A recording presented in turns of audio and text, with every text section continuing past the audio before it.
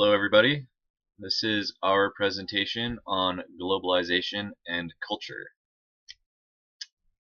So our thesis is, with globalization, the idea of a single worldwide culture starts to appear possible.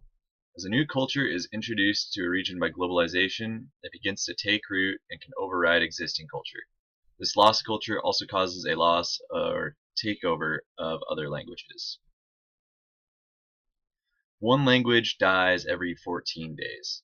By the next century, nearly half of the roughly 7,000 languages spoken on Earth will likely disappear, as communities abandon native tongues in favor of English, Mandarin, or Spanish. A key influence on globalization is communication. As people begin traveling and moving outside their own territory, community, or country for business or pleasure, how do they converse with others speaking a different language? Did they learn each other's language? Were there already dominant languages in place? What effect has globalization had on the increase, decrease, and combination of languages? Because of the need to communicate with each other, will we finally come to one language spoken by all? These are some of the questions we'll discuss and analyze in this presentation. So, in the 15th century, there were 15,000 languages spoken around the world. As of last year, that number has been cut in half to 7,100 living languages today.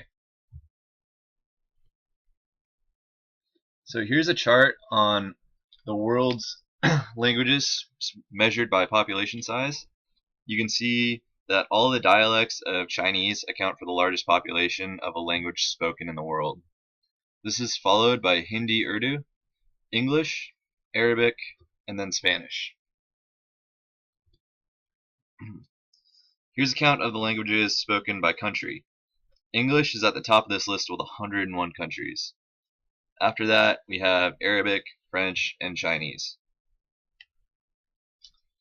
This is a map where English is spoken as an official language all around the world.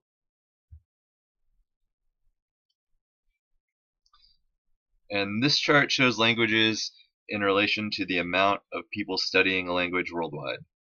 English is by far the most common studied language in the world.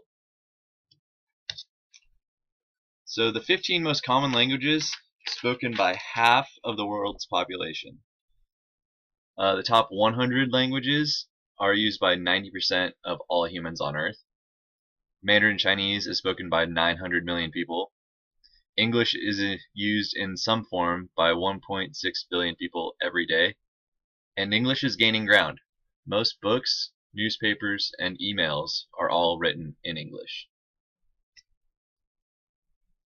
So in the United States, we're used to seeing signs that are only in English or occasionally in English and Spanish. Pictures on the next slides will illustrate what is common in other countries, and notice that English is included in all of the pictures. So Singapore has 4 official languages: English, Mandarin, Tamil, and Malay. In Aruba, Dutch is the official language, but English and Spanish are also required languages in the education system, and the native language is Papua Mentoa. The official tongue in Malaysia is Malay, although most people are fluent in English. South Africa boasts 11 official languages. English is the main language of the government and the media, yet less than 10% of South Africans actually speak English as a first language. So with US workers angry about high unemployment rates, politicians scrutinize budgets for any aid for foreign companies. After 2 congressmen demanded an end to the USAID English program in the Philippines, the Obama administration swiftly suspended the program. Critics of outsourcing in the US, who have been clamoring for punishing companies that ship work outside the country, now have found a new enemy.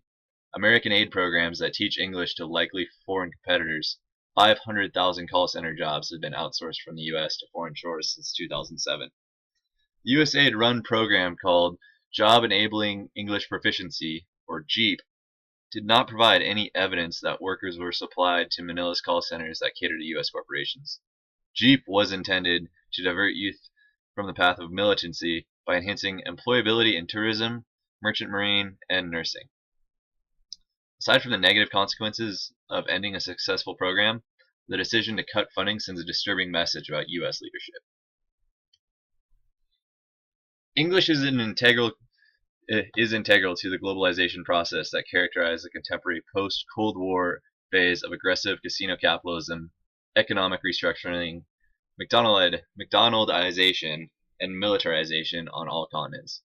There is considerable literature on globalization, but language policy is accorded with little attention in the work of economists and political scientists. Many decisions that affect the world's population are taken in English. Reference to English as a global language has therefore much less to do with demography or geography than with decision-making in a contemporary global political and economic system. In our contemporary world, 10 to 20% of the population are getting obscenely richer.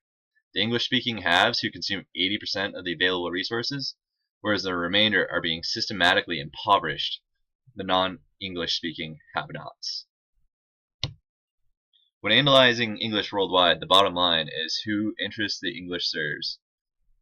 Ngugu wa Thiong'o encapsulates this issue vividly.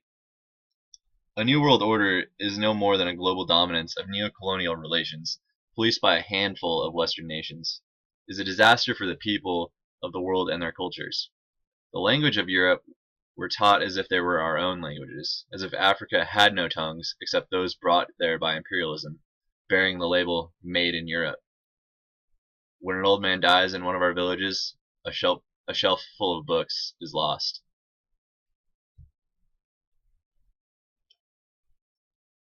An example is in India.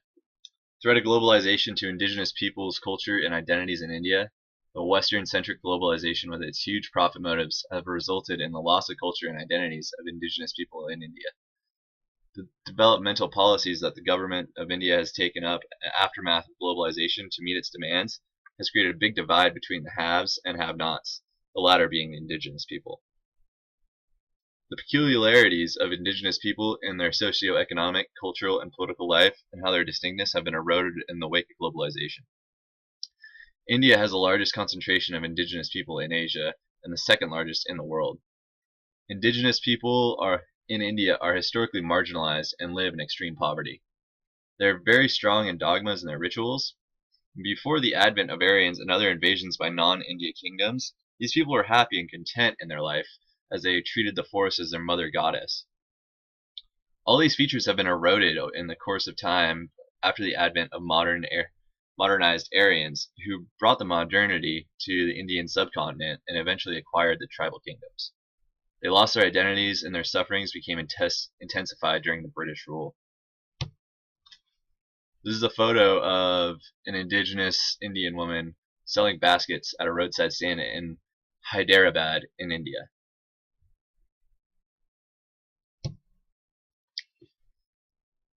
Faith as a whole should be seen as a collective unity of all religions, so that they may emancipate themselves from negative consequences of globalization. As stated in the Holy Quran and so eloquently practiced by the Prophet Muhammad in his roles as a spiritual guide. A head of state and leader of community, a supreme judge and arbitrator of dispute, a reformer of society. That we all descend from the religion of Prophet Abraham, and we all look upon our Creator as the ultimate source of perfection and emancipation.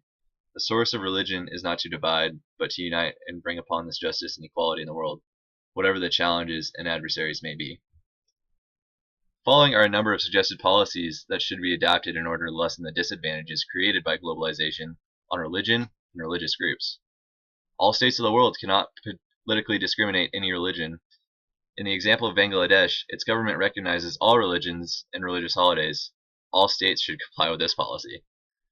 Heads of state should prioritize their political agendas by reiterating the importance of religious unity in examples made in state functions, by quoting from different religions on the importance of religious understanding, mutual respect, and emphasize the unity of religion to bring about peace and justice.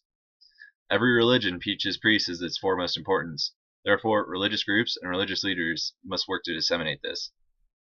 All economic and regional forums such as ASEAN, SAARC, EU, etc., must strive to bring about an economic stability by taking initiatives to balance foreign exchange. There should be a balance of fair trade, whereby smaller countries can benefit from subsidized rates given to them by more economically powerful nations. The negative repercussions of political globalization can be prevented once more powerful nations cease to impose and interfere in the smaller nations' political discourse.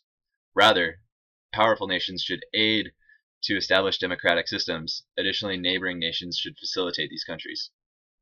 A worldwide theme of poverty elimination should be implemented. Examples of Dr. Yunus's microfinance projects that have been successful in Bangladesh can be adapted.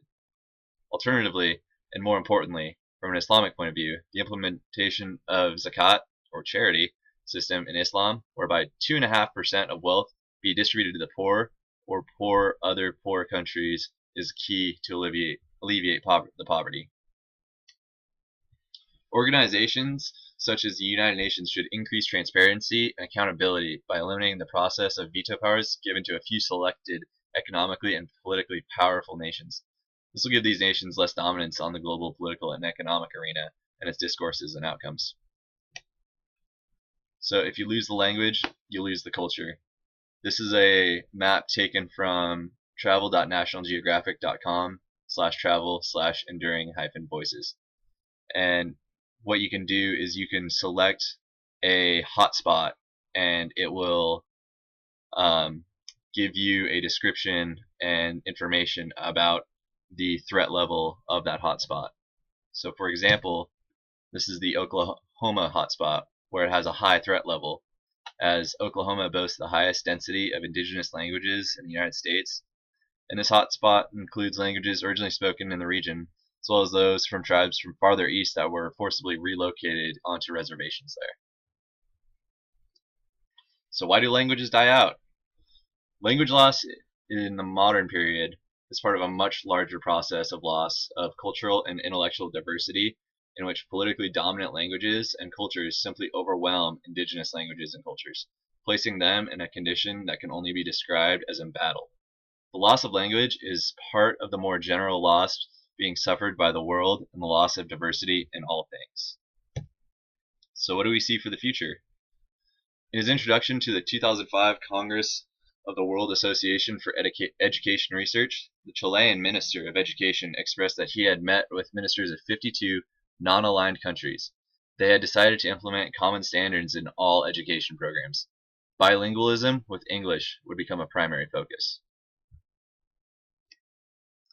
In conclusion, an emphasis in linguistics education opens up a larger variety of opportunities for those who are monolinguistic. The future looks towards a more consolidated collection of top oral languages, but we may not see the world reach the point of one single united language, but rather an accumulation of multiple languages worldwide. That has been our presentation on globalization and culture, and I hope you enjoyed.